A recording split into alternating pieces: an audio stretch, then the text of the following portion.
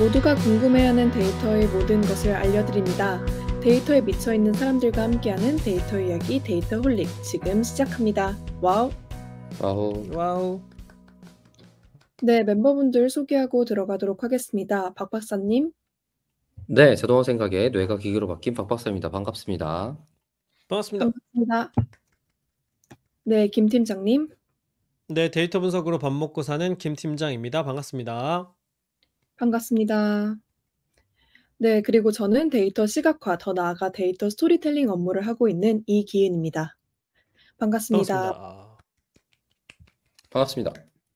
데이터홀릭은 여러분을 후원으로 만들고 있습니다. 카카오뱅크 계좌로 정기 후원해주시는 귀동양님, 눔나님, 운누나이 이칠님, 최승범님, 초록도롱뇽님, 에코자님, 류지연님, 유튜브로 정기 후원해주시는 JS전1892님 모두 감사합니다. 데이터홀릭을 후원하고 싶으신가요? 팟빵과 유튜브 공지사항, 채널 정보에 후원 계좌가 있습니다. 여러분께서 보내주신 후원금은 녹음, 편집, 콘텐츠 제작에 소중하게 사용하겠습니다. 데이터홀릭은 데이터 관련 분야의 다양한 소식을 전하는 팟캐스트입니다. 저희 방송에 광고를 넣거나 데이터 관련 교육을 의뢰하시려면 data홀릭4@gmail.com으로 문의해주세요. 방송을 들어주시는 모든 분들께 감사드립니다. 감사합니다. 아, 네. 방송을 들으시는 구독자분들은 모르시겠지만 저희는 굉장히 오랜만에 모였습니다. 네. 맞습니다. 다들 잘 뭔가 지내셨습니까? 그러니까 근황을 얘기할 빌드업을 하고 계시는 건가요? 아니 뭐 딱히 그런 건 아닌데요. 근황을 물어보려고 오랜만이니까. 네. 그렇지, 맞지. 기님은 어떻게 지내시나요? 요즘에 한창 연구 진행하실 쯤이 아닐까 싶기는 한데 그죠? 네, 그렇기도 하고 저는 그 대만에 그 3개국 컨퍼런스가 있었어서 일본이랑 대만이랑 그 서울이랑 같이 한국이랑 같이 하는 그래 가지고 오. 거기에서 발표를 하나 하고 왔습니다. 아, 음, 그때 영어 공부해야 된다고 뭐 그런 얘기 하셨었는데 그게 그건가요? 발표 아, 네, 준비해야 맞습니다. 된다고? 네네. 아, 그렇군요. 잘하고 오셨어요, 그래서? 네, 그리고 다행히 네. 이제 모인 국가가 한국, 일본, 대만이다 보니까 그 영어 발표회를 이제 또이또이하게 다 같이 아, 비슷하기 때문에 살짝 그렇군요. 부담이 좀 내려간 측면이 있었습니다. 아, 서로 음. 좀 마음이 편한 측면이 있었겠네요. 네, 그쵸. 아, 그렇군요. 서로 좀 발음이 비슷해서 오히려 또박또박 얘기하면 더 잘 알아들을 수도 있겠네요. 너무 미국식으로 얘기하면 더 힘들어할 수도 있겠고, 그죠? 네, 서로 이제 쉬운 음, 단어 써가면서 음, 배려하는 아주 아름다운 컨퍼런스였습니다. 서로 물고 그렇군요. 뜯는 컨퍼런스가 아니라. 음, 그러고 보니 세 개 국가 모두 다 유교 국가라 예의가 바르고 그런 측면도 있지 않을까 싶기도 하네요. 그때 그 챗GPT 이용해서 발표 준비할 거라고 뭐 그런 얘기 하셨던 것 같은데 그죠? 그렇게 해보셨어요? 네, 그때 발표 연습을 그거 활용을 해서 아, 했었는데 연습을. 네, 왜냐면 이제 어, 그 친구가 제 뭐 발표 흐름에 대해서 좀 이제 한번 봐 준다든가 아니면은 이제 제가 발표한 거에 대한 Q&A 연습을 좀 주로 했는데 이제 어떤 어, 질문을 이제 걔가 던져주면 전 이제 즉흥적으로 답변을 하면은 그거에 대해서 어, 이제 또 지적을 한번 해 주는 거죠. "너 답변이 뭐 오. 흐름상 이런 게 문제였고 문법상 이런 게 문제였다." 그런 식으로. 그러면은 걔 앞에서 시연을 한번 하는 거네요. 아, 챗GPT를 맞아요, 맞아요. 켜놓고. 그랬더니 좀 쓸만한 질문을 던져주던가요? 네, 뭐 데모 발표하는 걸로는 되게 전 좋았다고 네. 생각을 해요. 왜냐면 질문이 생각보다 날카로워 가지고 저는 좀 놀랐어요. 어, 어, 그렇군요. 아마 의도를 잘 파악했나 보네요. 얘가 지금 발표 준비하는 거니까 내가 그 학회장인 것처럼 생각하면서 질문을 해야겠다. 이렇게 스스로 네, 잘 그리고 파악을 한 게 아닐까 싶네요. 맞습니다. 그리고 제가 이제 그 챗GPT한테 "너는 이 네. 커뮤니케이션계의 깐깐한 교수야. 그렇기 때문에 아, 굉장히 비판적으로 아, 발표를 했고 냉철한 질문을 던져 줘." 일부러 그런 좀 악역을 맡겼어요. 아, 일부러 어려운 역할을 준 거군요. 나중에 네네네. 그런 상황이 실제 있을 수 있으니까. 음. 그렇군요. 아, 이렇게 쓰면 좋겠다라는 아이디어만 갖고 있었는데 기회님이 직접 그렇게 해보셨다고 하니까 진짜로 쓸모가 있겠다는 생각이 드네요. 알겠습니다. 그 무슨 주제로 발표하신 거예요? 그러고 보니까 주제를 안 물어봤네. 아, 저는 이제 AI를 활용을 해서 나와 비슷한 이제 에이전트, 소위 말해서 도플갱어 에이전트를 만드는 거에 대한 연구를 이제 발표를 하고 왔습니다. 도플갱어를 만들어서 어디다 쓰는 거죠? 이제 다양한 뭐 네. 이제 쓰임새가 있겠지만 저희는 이제 커뮤니케이션 학과이다 보니까 그렇게 네. 하면은 사람들이 자신의 정체성을 좀 탐구하고 '나에 대해서 더 알아갈 수 있지 않을까.'라는 생각이 들었어요. 왜냐하면은 사실 나와 비슷한 에이전트라고 했을 때 그 비슷하다는 것을 정의하기 위해서 필요한 요건들이 다 사람들마다 되게 다를 거잖아요. 그러니까 그게 결국에는 사람들이 나의 정체성을 구성하는 데 있어서 어떤 게 중요한 것인지를 이제 저희가 아. 정의하고 탐구하는 데 요 도플갱어 에이전트가 도움이 될 수도 있고, 또 사실 '나 자신과 대화한다.'라는 게 사실 개념적으로만 있는 일이지 실제로는 그냥 머릿속에서 굴러가는 행위인 건데, 그거를 도플갱어 에이전트로 바꾸면서 이제 나와의 대화를 외재적으로 이제 볼 수가 있는 거예요. 그러니까 네. 나라는 AI를 놔둠으로써 걔랑 대화하는 게 이제 나의 자아 정체성을 발달시키고 뭔가 고민을 해결하는 데 어떤 도움을 주는지 요런 어. 있습니다. 그러면 그걸 개발하는 것의 목적이 자기 탐색에 있는 거예요? 내가 나를 잘 이해하는 것을 목적으로 만드는 거예요? 도플갱어를? 활용 가능성은 사실 굉장히 여러 가지가 있을 수 있겠지만 어 저희의 이제 연구 좀 주제는 그런 이제 네네. 자아 정체성 탐구에 우선은 목표를 어. 두고 있습니다. 근데 사실은 그 뒤에 그렇군요. 활용보다는 이 도플갱어 자체를 가능한가? 어떻게 빌드할 것인가에 어떻게 쪼끔 더 만드느냐. 음 아. 그런 거였습니다. 그렇군요. 그러네요. '나를 나답게 하는 것은 무엇인가.' 이거를 되게 고민해 보게 되겠네요, 그걸 만들면서.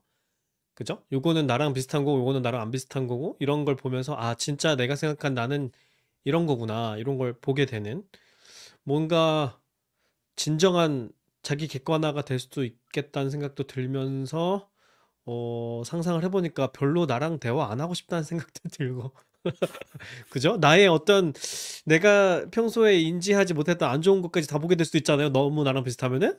그쵸, 그쵸. 그죠?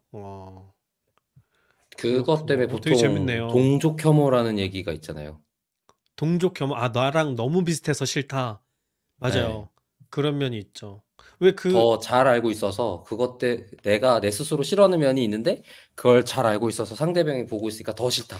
약간 이런 게 있는데 음. 그게 도플갱어스럽게 만든다고 하면 너무 많이 들어갈 것 같은데요? 요즘에 보니까 뭐 그런 나 대신에 대신 회의에 나가는 에이전트를 만든다든가 뭐 이런 식의 서비스들은 조금씩 나오긴 하더라고요. 뭐 맞아요. 그죠? 줌에서도 나 대신 회의에 나간다든가 뭐 이런 그런 시도들은 있던데 근데 이제 그거는 그냥 그 영상이나 음성 정도만 흉내내는 수준이긴 할 것 같은데 네 아예 얘는 진짜로 나를 도플갱어는 좀 무섭다. 그 긍정적인 활용처도 물론 많겠지만 일단 저는 좀 무섭다는 생각이 들긴 하네요. 맞아요. 그래서 저희가 이제 어. 뭔가 부정적인 측면 내지 윤리적으로 네. 고려해야 될 것 이런 것도 좀 같이 하여 아. 발표를 진행을 했었습니다. 연구가 필요한 시점이긴 하겠네요. 이제 구현 가능한 기술들은 나오고 있으니까 이런 걸 만들었을 때는 우리가 뭘 주의해야 되고 어떻게 만들어야 잘 만들어지고 이런 게 재밌는 연구 주제가 되겠네요. 재밌네요. 네, 왜냐면 음. 사실 이게 생각하는 측면의 딥페이크가 될 수가 있거든요, 결국에는. 그러니까 이 에이전트가 나처럼. 나처럼 생각하고 나처럼 말하는 그런 게 예. 결국에는 사고의 딥페이크가 될 수가 있잖아요. 그럼 이게 정말 음성과 비주얼과 이제 합쳐지는 순간 대재앙이 일어날 수도 있기 때문에 만약 안 좋은 의도로 쓴다면. 예를 들어서 뭐 단적으로는 그렇군요. 정말 고도화된 보이스피싱이 더 가능해지겠죠. 이제 그런 음. 그러네요. 기술 그러네요. 딥페이크는 그 얼굴만 흉내내는 제약이랄까? 건데. 음. 네, 그러니까 그런 박사님. 것들을 많이 해야 된다고 느끼는 게 뭐 최근에 챗봇으로 인한 사고 뉴스도 있었어 갖고 그런 것들이 좀 맞아요, 자연스럽게 더 맞아요. 느껴지는 것 같아요. 예. 그게 뭐 그런 얘기 하잖아요. 나의 지금 나를 알기 위해서 내 주변에 친구 5명, 그러니까 내가 그 5명의 평균이다. 그러니깐 나의 사고를 지배할 정도의 환경을 만드는 게 꼴랑 사람 5명밖에 안 된단 말이에요. 근데 챗봇 다양한 챗봇을 접하는 순간 바로 그 5명 정도의 지분은 순식간에 차지할 수 있을 거고, 사람 한 명이 생각을 완전히 잘못 이상한데 사회와 단절되는 형태의 사고방식으로 자연스럽게 되는 데는 오랜 시간이 걸리지도 않을 거고 자연스럽게 만들어질 수 있는 것 같다라는 점에서 좀 위험하다고 느끼고 있는 것 같습니다. 음. 아마 이게 만들어지긴 할 것 같은데 지금 흐름상 그죠? 네, 그 전에 우리가 좀 고민도 많이 하고 연구도 많이 해야겠다 이런 생각이 드네요. 재밌네요. 네, 박 박사는 어떻게 지냈습니까? 뭐 그냥 계속 바쁘게 지내고 있는 것 같습니다. 최근에 그때 말했던 고등학생 친구들도 있고 시니어 한 분도 섭외하게 돼 갖고 한 일주일 동안 질문만 열심히 받고 그거 대답하는 시간을 가졌던 것 같아요. 그게 되게 신기했는데, 저도 이 회사 처음 들어와서 진짜 거의 한 달 가깝게 질문만 하느라고 정신이 없었거든요. 근데 다른 분들이 들어올 때는 그런 적이 없는데, 이분이 오시니까 제가 정신없이 그 대답하느라고 시간을 계속 썼던 것 같아요. 그래 갖고 이분이 전에 누구예요? 제가 고등학생? 아니요. 시니어. 제가 지금 회사에 시니어로 오신 분이 한 분 더 계신데, 그분은 제가 음, 그전에 관계가 있어 갖고 섭외를 요청 드린 분인데, 그분이 저랑 비슷한, 이제 새 회사에 왔을 때 하는 비슷한 행동을 하는 걸 보고 그게 되게 신기하게 느꼈던 것 같아요. 그렇군요. 내가 예. 그래서 저랬었겠구나 싶은 그런 생각을 하는 거예요? 그쵸. 왜냐면 어, 모르면 아무것도 못 하는데 '왜 질문 안 하지?' 라고 되게 많이 생각하고 있거든요. 그전에 들어왔던 다른 새로 들어온 사람들한테. 그러니깐 '물어볼 게 많을 텐데?' 약간 이렇게 생각하고 있었는데 아무도 질문을 안 하는 거예요. 그래서 가서 물어보면 몰라요. 근데 그걸 모르면 일을 못 하거든요. 음, 예. 근데 질문 안 하고 그냥 있어 갖고 '그래요?' 라고 생각하고 있었는데, '아 이분은 그런가? 이걸 좀 잘할 수 있도록 노력을 해야겠구나.'라는 생각도 했던 것 같고, 반대로 음, 그러면 이런 사람들만 있는 건 아니니까 그러면은 '아닌 사람들도 같이 일을 해야 될 텐데 그건 어떻게 하지?' 이런 생각이 좀 드는 것 같아요. 음, 그렇군요. 왜 안 하시는 걸까요? 질문을 안 하고 스스로 알아차리는 게 더 좋은 태도다라고 생각을 하실 수도 있겠죠? 그래서 그런 걸까요? 뭐 그런 것도 있을 것 같고, 기본적으로 근데 음, 우리나라는 학습 과정에서 '질문이 좋은 거다.'라고 경험을 얻기가 쉽지가 않으니까 그렇죠. 그게 조심스럽긴 하죠. 먼저 질문한다. 심지어 무엇을 질문해야 된다조차도 잘 모른다거나 이런 경우가 훨씬 더 많은 것 같긴 해요. 음, 음. 예를 들면 지금 여기서 '내가 무슨 일을 해야 되지?'부터 모른다고 하면 무슨 일인지 모르는데 무슨 질문을 하겠어요. 맞아요. 음. 그래서 '아 내가 여기서 이렇게 해야겠다. 저렇게 해야겠다.' 아니면은 '이런 게 있으니 내가 이걸 파악해서 그러면 이런 걸 하려고 생각을 해야겠다.' 이런 그림이 좀 그려야 질문이 나오든가 할 음, 텐데, 음. 네. 제가 뭐 할 수 있는 거죠?' 약간 이런 상황이면 무슨 질문도 못 하지 않을까? 그거는 음, 뭐 맞기는 한 것 같아요. 제가 뭐 음, 심지어 그렇다고 제가 이거 먼저 나서서 설명을 해 준다, 그렇다고 한들 들리지도 않거든요. 그렇지. 그래 맞아요. 갖고 그런 걸 계속 조율해 보고 경험해 보고 하는 시간이 됐던 것 같아요. 그래 갖고 음, 어 참 되게 많은 생각이 들었던 뭐 한 달? 한 달 정도였던 것 같아요. 네. 음. 그렇군요. 박 박사가 그 조직 리더들이 많이 하는 고민들을 하고 있는 것 같고, 그죠?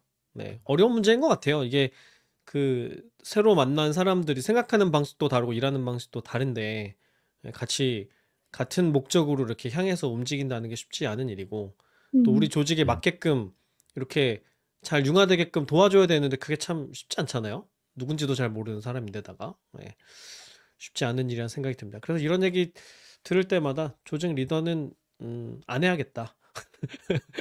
나는 저 스트레스를 감당할 자신이 없다. 특히 대표들 얘기 들으면 아우 그거 어떻게 해? 이런 생각이 많이 들더라고요. 네. 다들 힘을 내시길 응원하는 마음입니다. 네. 그 저는 뭐 박 박사랑 같은 근황인데 얼마 전에 그 테디 노트라는 유튜브 채널에 방송에 초대를 음. 받았어요. 그래서 10월 17일이었는데 이 테디 노트는 사실 굉장히 구독자가 많은 유명한 채널이고, 특히 그 LLM이나 RAG에 관심 있으신 분들은 아마 한 번씩 보셨을 거예요. 예. 거기에 초대를 해주셔 가지고 무료 라이브 방송을 같이 하고 왔었고요. 거기는 라이브 하면 사람이 굉장히 많이 들어오더라고요. 역시 이게 채널이 사이즈가 크니까 예, 신기한 경험이었고, 그리고 또 재밌는 게 그 테디 님이 저희 방송 1회 때부터 같이 보셨대요. 저희 팟빵에서 처음 시작할 때 초창기부터 저희 그 스튜디오에서 녹화하고 그랬을 때부터 방송을 들었다고 이렇게 얘기를 해주시더라고요. 그래서 너무 반가웠고, 또 재밌는 게 그 테디노트 구독자분들 중에 데이트홀리 구독자분들도 꽤 계시더라. 와. 아마 지금 듣고 계시는 분들 중에 그 라이브를 들으신 분들도 계시지 않을까 싶기도 하고요. 네. 그래서 양쪽에 좀 관심사가 그 좀 비슷한 분들이 계실 거라는 생각은 들어요. 그래서 아마 우리 청취자분들도 테디노트 채널 검색해서 한번 보시면 공부하는 데 도움이 많이 되실 것 같고요. 네. 그리고 혹시 10월 17일 라이브를 본 이후로 지금 데이터 홀릭을 들으러 오신 분이 계시다면 반갑습니다. 네. 저희가 그 그러게. 사람들입니다. 네.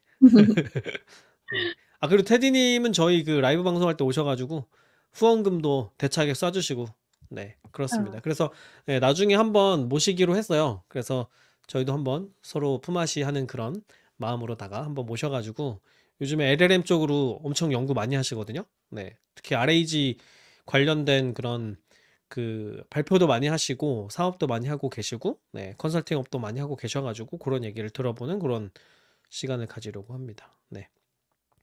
그 뭐 박 박사 이거 관련해서 뭐 소감 이야기할 거 있습니까? 데디노트님 방송? 뭐 재밌었던 것 같아요. 사실 그 데이터홀릭에서 꽤 오랜 시간 동안 AI에 대한 얘기를 했었는데, 그걸 좀 소위 정리할 수 있었던 시간? 그리고 그동안 바뀌었던 생각에 대해서 약간 업데이트를 할 수 있었던 시간이었어 갖고, 그런 데서 좀 재밌게 느꼈던 것 같고,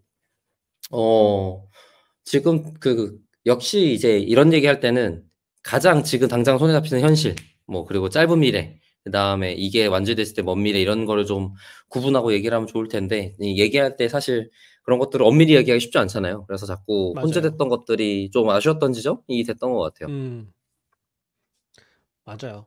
네. 근데 그럴 수밖에 없는 게 AI 얘기를 하면 이게 너무 빨리 바뀌고 계속 미래를 이렇게 상상하게 되잖아요. 그러면서 얘기가 격결로 새는 경우도 많고, 그 다음에 긍정적인 측면도 굉장히 많지만 부작용도 너무 많이 우려가 되니까 이런저런 이야기가 많이 섞이더라고요. 네, 그래서 자칫하면 얘기가 중구난방이 되는 뭐 그런 일들이 많은 것 같은데, 뭐 지금은 워낙 초창기라 그럴 수밖에 없을 것 같다는 생각도 들어요. 다들 막 생각이 이렇게 떠다니고 정리가 안 된 그런 시점이기 때문에 대화하다 보면 자연히 그렇게 되는 게 아닐까 싶기도 하고, 네, 아마 이제 뭐 몇 년 지나서 우리가 지금 얘기하고 있는 이런 것들을 들어보면은 저때 이런 얘기는 지금은 이런 식으로 정리가 됐구나, 이렇게 알 수 있지 않을까 싶기도 합니다.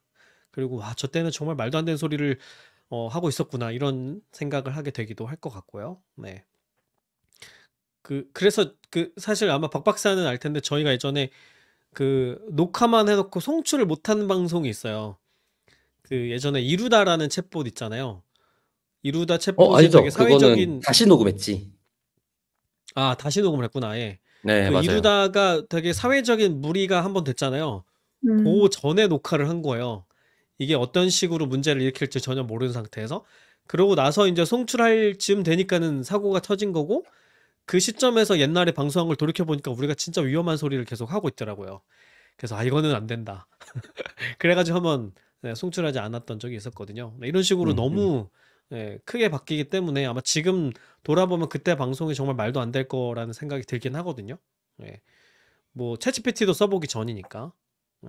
그래서 뭐 AI도 그런 얘기를 하다 보면 그런 측면들이 있는 게 아닐까 싶은 생각이 들었습니다. 뭐 이 얘기는 우리 앞으로도 계속. 네.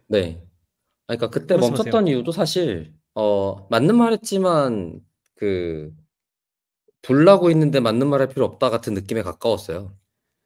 시점이. 네. 그렇죠. 그것 때문에 지금 불나 있고 기름 괜히 쓸데없이 맞는 말해서 기름 부을 필요 없는 무언가에 가까웠었고, 당시에 돌이켜 생각을 해보면 저는 챗봇이 가지고 있는 잘못 말하는 것에 대한 위험성과 법적인 문제 책임이 꽤 오래전부터 마이너하게는 계속 있었던 거라서, 그거는 계속 얘기했던 주제고 당연히 꺼내야 될 얘기라서 꺼냈었었는데, 그때 뭐 조금 원론적인 얘기를 했죠. 저희가 당연히 뭐 뭐 당연히 뭐 이래야 된다 저래야 된다 이런 얘기를 했는데 사고가 터지고 나서 그 얘기를 들으면 뭐 이게 감수성 없는 놈들 같은 상황이 돼 버리다 그렇죠. 보니까 예. 예 조정을 좀 했던 왜냐면 기억이 방송은 납니다. 사고 이후에 나가니까 녹음은 이전에 그러니깐요. 했지만 예. 예. 맥락을 모르는 상태에서 떠드는 형국이 되어 버린 거죠. 예. 그렇습니다. 뭐 그래서 네. 네, 우리가 지금 하는 얘기도 언제든 그런 위험에 처해 있는 것일 수도 있다. 뭐 한치 앞을 알 수가 사실 없다. 네. 더 돌아가서 그때 돌아가 생각해 봐도 저는 그럴 정도의 사이즈가 아니었는데 가깝긴 해요.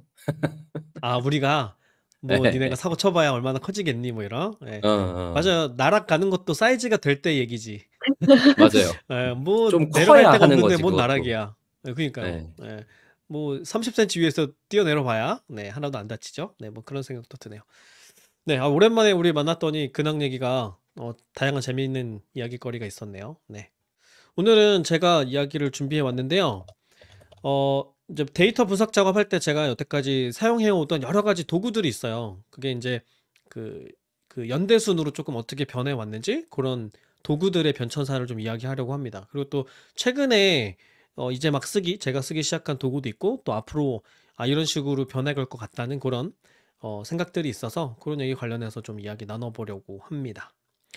자, 우선은 제가 화면 공유를 하고 툴을 좀 영상이나 이미지를 조금 띄워놓고 설명을 드릴게요. 잠시만요.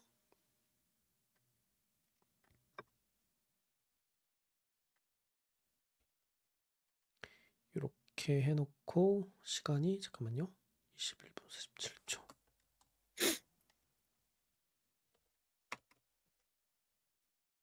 뭐야, 박 박사 어디 갔어?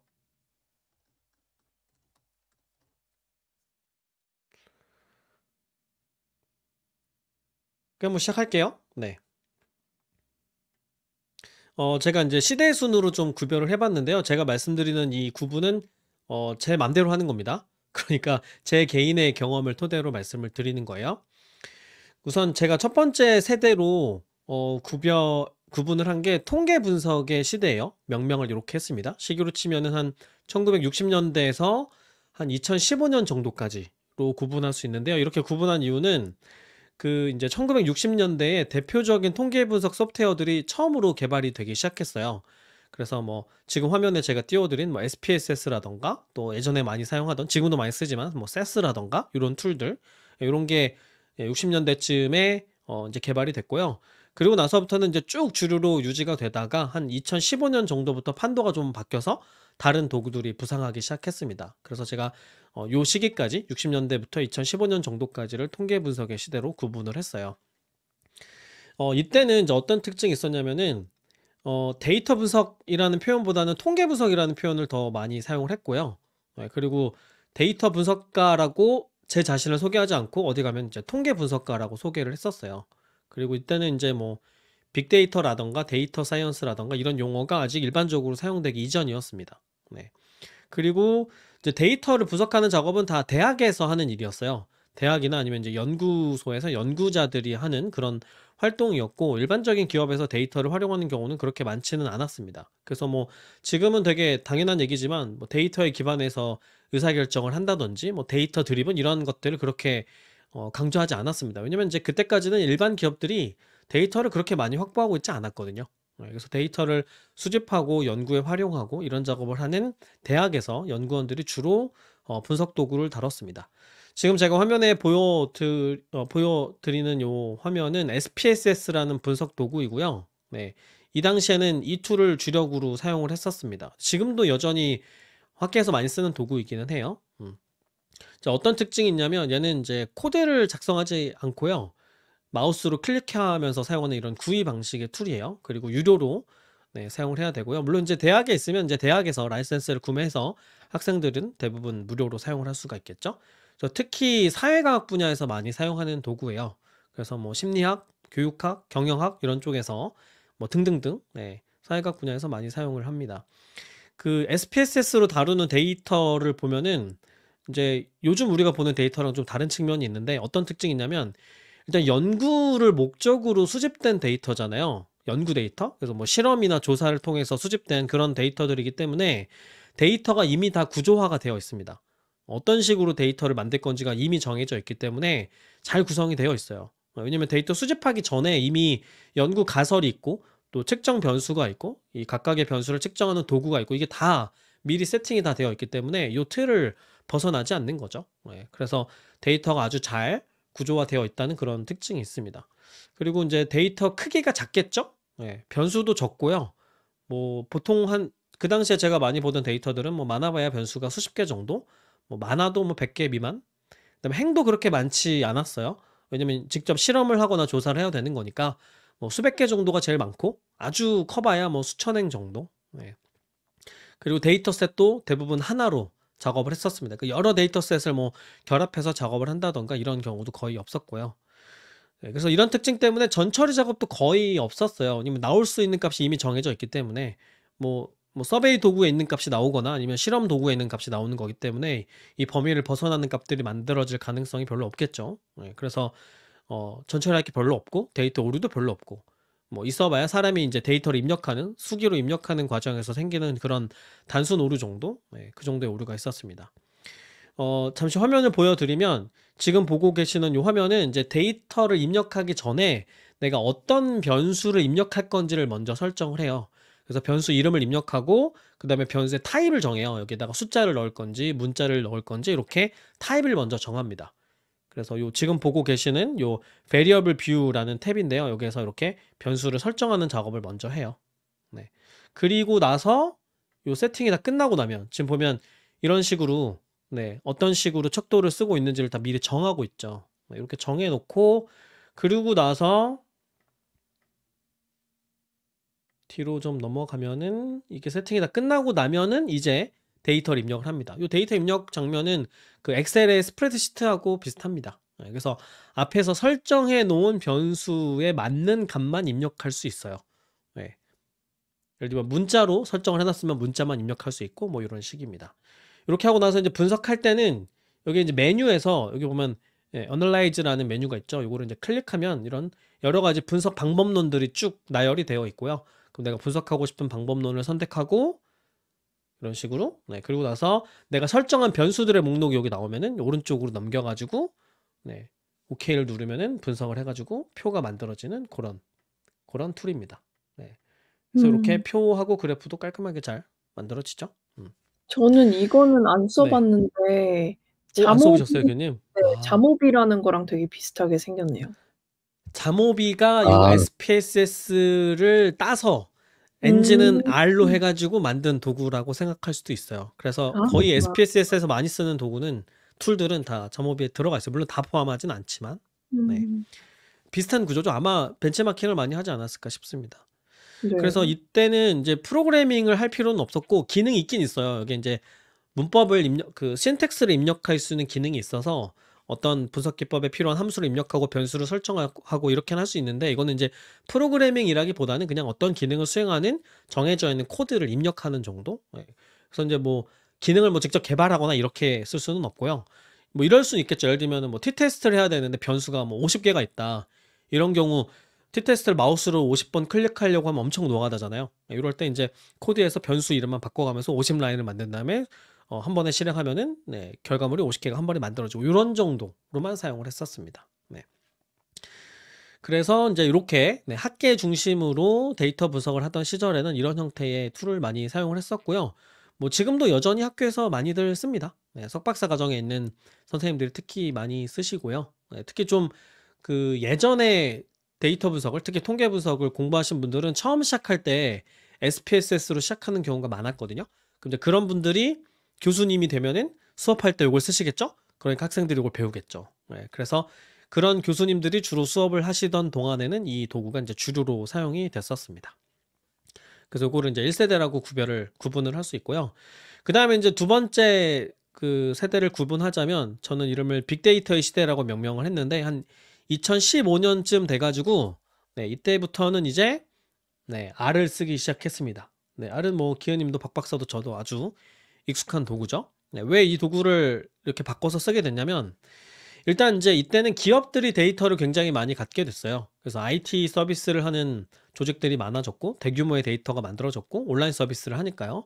또 뭐 하둡 같은 이런 대용량 데이터를 처리하는 시스템도 만들어졌고 그러면서 사람들이 많이 관심을 갖게 된 분석 방법이 웹에 굉장히 많은 텍스트가 생성이 되잖아요. 그래서 요 텍스트를 분석해서 사람들이 무슨 생각을 하는지 어디에 관심 있는지를 분석해 보자. 이런 작업을 하는 텍스트 마이닝에 관심을 갖기 시작했습니다. 그래서 뭐 여론 분석을 한다던가 뭐 감정 분석을 한다던가 이런 식의 시도를 하고 싶었던 거죠. 그래서 텍스트 마이닝에 관한 관심이 많아졌고요. 그다음에 두 번째로는 기업들이 데이터를 굉장히 많이 쌓아놨으니까 이걸 이용해서 뭔가를 예측하는 용도로 활용을 하고 싶었던 거예요. 그래서 예측 모델링을 하게 됐었고, 그러니까 당연히 머신러닝 모델을 개발하는 작업들을 이제 시작하게 된 거죠. 네. 그래서 이렇게 이제 데이터 분석이 학계가 아니라 일반 기업에서 주로 하는 일이 되어 가는 거죠. 그래서 오히려 기업이 더 주도적으로 분석을 많이 하게 되었고, 네. 그리고 뭐 그럴 수밖에 없겠죠. 기업은 데이터를 워낙 많이 만들어내고 또 갱신 주기도 빠르고 또 데이터의 형태도 대학과 비교하자면 훨씬 더 다양하잖아요. 네. 뭐 우리가 작정하고 어떤 데이터를 수집하겠다 이렇게 목적이 없어도 자연스럽게 생성되는 온갖 형태의 데이터들이 있다 보니까 이걸 점차 이제 활용하고 싶어진 거죠. 그런데 이제 이런 시대상을 그 앞에 보여드렸던 SPSS가 따라가지는 못했던 거죠. 왜냐면 SPSS로 뭐 텍스트 마이닝을 한다거나 뭐 머신러닝 모델링을 한다거나 물론 할 수는 있어요. 할 수는 있는데 뭐 고급 모델을 쓴다거나 뭐 앙상블 모형을 쓴다던가 이럴 수는 없었거든요. 그래서 이런 분석 방법론의 한계, 그다음에 데이터 처리량의 한계도 있겠죠. 네, 이런 특징 때문에 이런 빅데이터 시대에 걸맞는 분석 도구가 필요했고, 네, 그런 분위기에서 이제 R이 점점 사용자를 많이 확보해 가기 시작한 겁니다. 네. 물론 이제 R이 만들어진 거는 그 1990년대 초예요. 그때 만들어졌고 통계학 전공하시는 분들은 그때부터도 적극적으로 활용하고 있었는데 2015년 즈음 해가지고 이제 일반화되면서 통계학 전공자들이 아니어도 R을 익혀서 본인의 데이터를 분석하는 용도로 이렇게 네, 활용하기 시작했습니다. 그래서 저도 이때쯤부터 이제 R을 쓰기 시작했어요. 네. 아마 뭐 우리 구독자분들은 익숙한 툴이기는 하겠지만 이제 R은 어떤 특징이 있냐면 일단 통계학자들이 만든 데이터 분석용 언어예요. 이게 좀 특별한 점이고요. 그러니까 소프트웨어를 개발하기 위한 언어가 아니라 데이터를 분석하는 데 특화된 그런 언어고, 그 다음에 이제 오픈 소스고요. 아까 SPSS는 돈 주고 사서 써야 되는데 얘는 이제 공짜로 쓸 수 있고, 그 다음에 코딩을 해야 된다. 네, 프로그래밍 방식입니다. 그래서 뭐 메뉴를 뭐 눌러봐야 뭐 분석과 관련된 기능은 별로 없고요. 네, 어떤 분석을 하고 싶으면 내가 직접 타이핑을 해가지고 명령어를 작성해서 수행을 해야 되는 이제 그런 특징이 있습니다. 그래서 R은 데이터를 다루는데 굉장히 특화되어 있어요. 네, 그래서 뭐 데이터 전처리나 뭐 표를 만들거나 그래프를 만들거나 뭐 통계 분석을 하거나 머신러닝 모델을 만들거나 이런 네, 분석 작업에 아주 특화되어 있는 툴이고, 이런 작업을 할 때 굉장히 손쉽게 네, 활용을 할 수가 있습니다.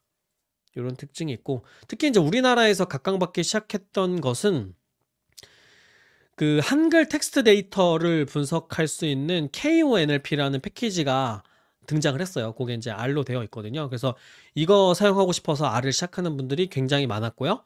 네, 불행하게도 저도 그중 하나였습니다. 그래서 네, 너무 신기해 보이니까 일단 시작을 하는 거죠. 해보고 나면은 내가 이걸 왜 시작했을까 이런 생각을 하게 되는. 네.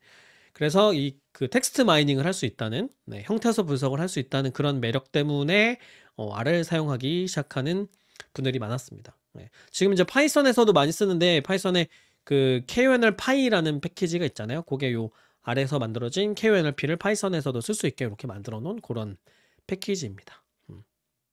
이런 특징이 있었어요. 이게 이제 좋긴 좋은데 이제 처음 시작하는 분들은 좀 어렵죠. SPSS와 비교하면 그 분석하기 전에 코딩 먼저 익혀야 되니까 코딩도 익혀야 되고 이 ID 쓰는 방법도 익혀야 되고, 그래서 뭐 난이도의 측면에서는 데이터 분석가의 업무만 놓고 봤을 때는 예전보다는 조금 더 어려워진 측면도 있기는 합니다. 하지만 뭐 시대에 부응하려면 써야 되는 그런 도구였죠. 그 우리 데이터홀릭 멤버들은 셋 다 R에 되게 친숙하죠, 그죠?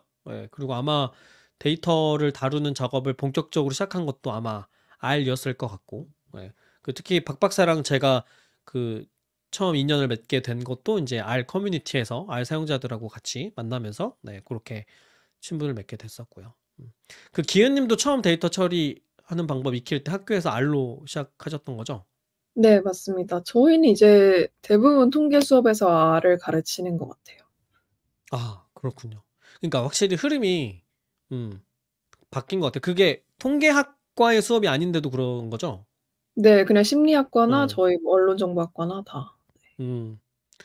그렇군요. 네. 제가 처음에 사람들한테 막 소개해 줄 때 아마 곧 그렇게 될 거다. 이제 SPSS 안 쓸 거다. 막 이런 얘기를 막 했었는데 뭐 지금은 벌써 판도가 아예 바뀐 시절이 되었다. 이런 생각이 드네요.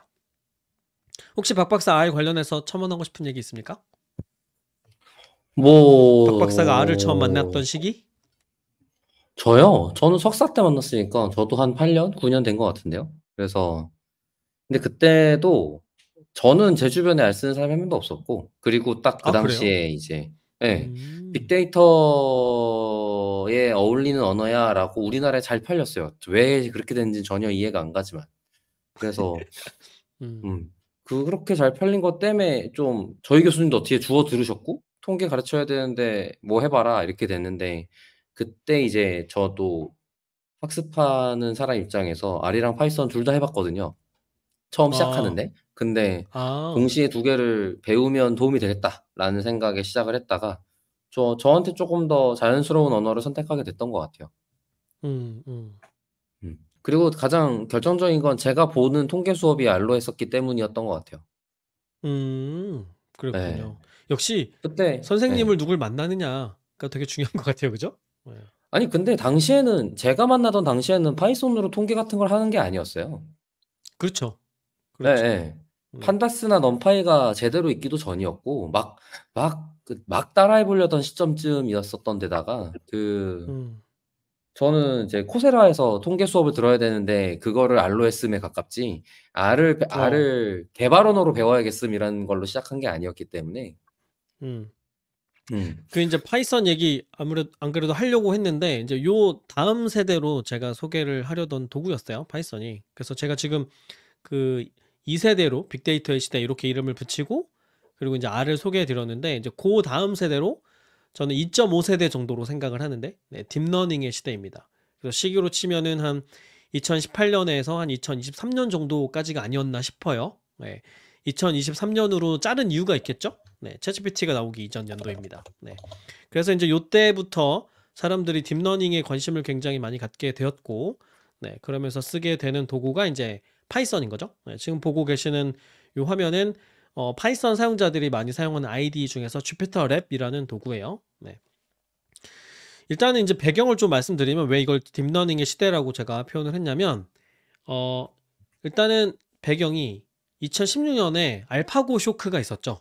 그래서 사람들이 이제 딥러닝이라는 것을 대중들도 인식하게 됐습니다. 네, 그리고 머신러닝 모델이라는 게 있다는 사실들이 사람들이 일반적으로 알게 되는 그런 이제 상식이 되었죠. 대중적인 용어가 되었고요. 이런 알파고 쇼크가 하나가 있었고, 그 다음에 또 2016년 뭐 즈음해서 2023년까지 뭐 지금도 물론 그렇지만 이제 취업난이 굉장히 심각해진 거죠. 그래서 이 취업난을 타개할 방법으로 소프트웨어 개발자가 굉장히 각광받기 시작했어요. 그래서 비전공자들도 굉장히 빠르게 커리어를 전환할 수 있다는 그런 그 일종의 환상 같은 게 생긴 거죠. 네, 그래서 뭐 여러 가지 교육들이 만들어지고 특히 정부 주도로 공공교육도 많아지고, 네, 또 대학에서 이런 뭐 데이터나 아니면 소프트웨어 관련된 전공들도 굉장히 많아지고 뭐 데이터 사이언스 융합 전공 이런 것들도 이때 막 우후죽순 생겨나기 시작했습니다. 네, 그러면서 이제 그 사람들이 도구를 찾다가 이제 파이썬을 찾게 되는 거죠. 왜냐면 일단은 딥러닝을 하려면 뭐 여러 언어가 있지만 파이썬을 쓰는 게 가장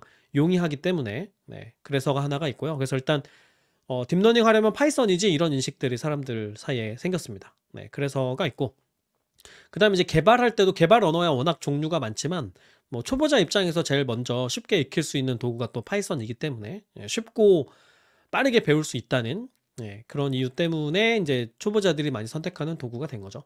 근데 뭐 그 사실 개인이 자기가 어떤 언어가 쉬운지를 초보자가 알 수는 없잖아요. 이제 이걸 가르치는 교육자들이 파이썬이 쉽다고 생각하고 가르치는 도구로 사용하기 시작했어요. 네. 그래서 이제 똑같은 작업을 하는 데까지 필요한 지식의 양이 다른 언어들에 비해서 좀 적기 때문에 빨리 가르칠 수 있는 거죠. 네. 그래서 그 교육자들이 많이 파이썬을 선택했고, 그러면서 이제 초보자들이 굉장히 많아진 거죠. 근데 뭐 사실 아마 공부해 보신 분들은 아시겠지만 이게 쉽다는 거는 그 개발자들 입장에서의 이야기이고, 코딩을 난생 처음 접하는 사람 입장에서 막 파이썬을 써보니까는 내가 우리말 하는 것처럼 쉬워요 이럴 수는 없겠죠. 당연히 이제 어려울 수밖에 없는데, 기존에 뭐 C나 자바 같은 이런 언어 쓰던 분들이 보기에는 이제 파이썬이 쉽다는 그런 얘기다. 뭐 이런 정도로 생각을 해야 되지 않을까 싶습니다. 그래서 이제 이런 딥러닝의 붐이 일어나면서 R을 사용하던 사람들도 파이썬으로 많이 이동해 가기 시작했고요. 그다음에 아예 처음부터 파이썬을 이용해서 데이터를 다루는 사람들도 많아졌습니다. 근데 이제 이게 도구가 바뀌면서 사람들의 관심사가 바뀌면서 어떤 변화가 좀 있었냐면 일단은 그 전통적인 통계 분석 기법들을 좀 덜 쓰기 시작했어요. 가설 검정 이런 걸 좀 덜 하기 시작했고요. 그보다는 이제 예측 모델 만드는데 머신러닝 모델 만드는 수요가 굉장히 많이 증가했습니다. 그래서 그 가설 검정은 내가 주로 연구자들이 내가 궁금해하는 가설이 있고 이걸 확인하기 위해서 데이터를 활용하는 거잖아요. 그런 목적으로 통계 분석 기법들을 주로 쓰는데 이제 기업에서는 그것보다는 뭔가를 예측해가지고 예측 기반으로 의사결정을 하고 뭐 부가 수익을 창출하거나 비용을 줄이는 목적으로 데이터를 쓰기를 원하잖아요. 그래서 가설 검정보다는 이제 머신러닝 모델링을 하는 사람들이 더 많아졌습니다. 그래서 이제 파이썬에 보면은 패키지가 머신러닝 모델링과 관련된 패키지들이 굉장히 강점을 갖고 있고요. 그다음에 전통적인 통계 분석 기법들은 아무래도 좀 그보다는 못한 측면이 있습니다. 그다음에 이제 또 하나는 이건 제가 체감한 건데 텍스트 마이닝 수요가 많이 줄어들었어요. 그러니까 이전에는 뭔가 SNS 데이터 잔뜩 수집해가지고 막 사람들의 생각을 읽어내고 그런 이것도 일종의 환상이죠. 그렇게 할 수 있지 않을까 하는. 그래서 사람들이 많이 시도를 해봤는데 이제 이리저리 시도를 해보니까 SNS 데이터, 텍스트 데이터 분석해봐야 그걸로 얻어낼 수 있는 뭐 인사이트가 그렇게 크지 않다라는 이제 경험들을 여러 분석가들이 또 기업들이 하기 시작한 거죠. 그래서 전보다는 텍스트 마이닝에 대한 수요가 줄어들지 않았나 그런 생각이 듭니다. 그 다음에 뭐 도구의 측면에서 제가 둘을 써본 입장에서 비교를 해보면은 얘도 코딩해야 되고 R도 코딩해야 되지만 R에 비해서는 코딩 난이도가 더 높아요. 그래서 초보자를 가르치는 것도 조금 더 어렵고 뭐 여러 가지 이유가 있지만 그 명령어들 사용 방법이 R에 비해서 통일되어 있지 않고요.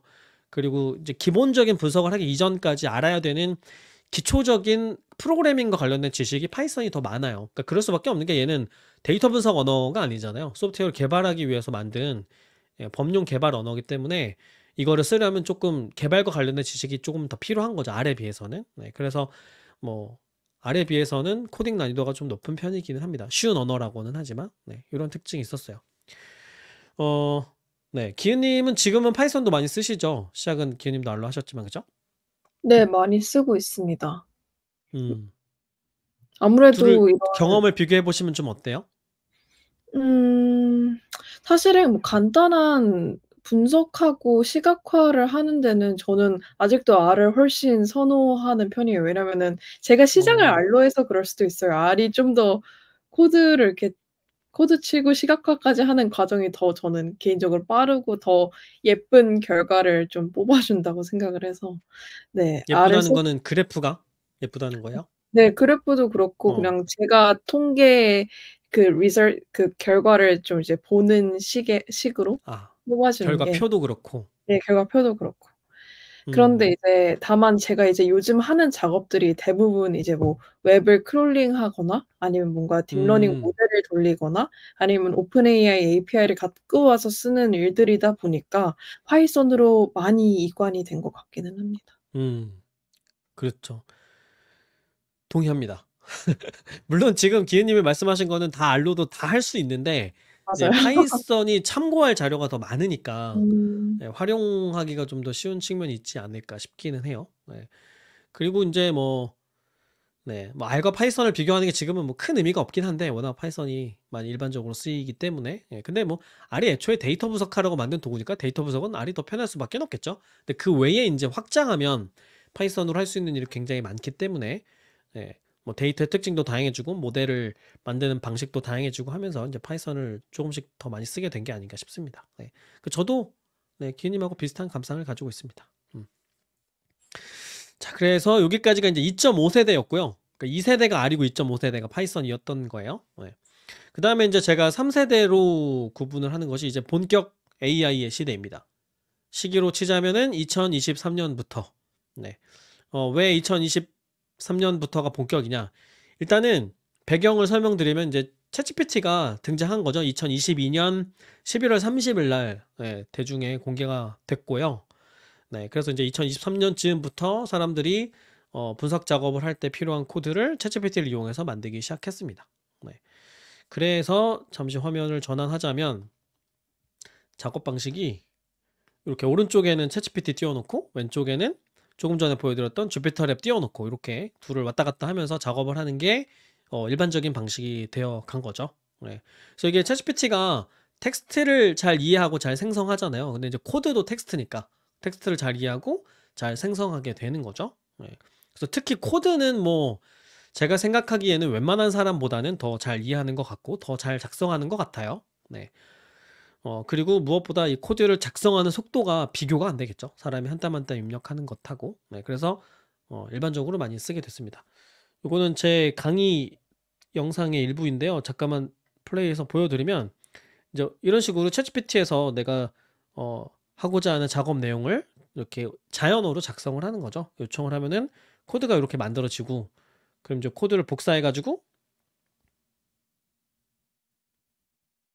복사를 해라. 네, 저한테 한 말입니다.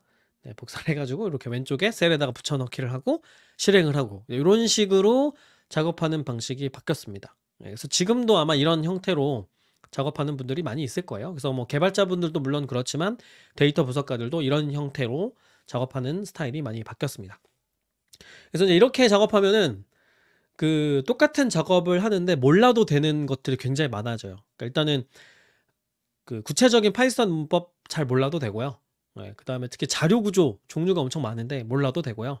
그 다음에 구체적인 함수 사용 방법이나 뭐 함수에 있는 메서드, 뭐 파라미터들 이런 거 사용하는 방법 몰라도 되고요.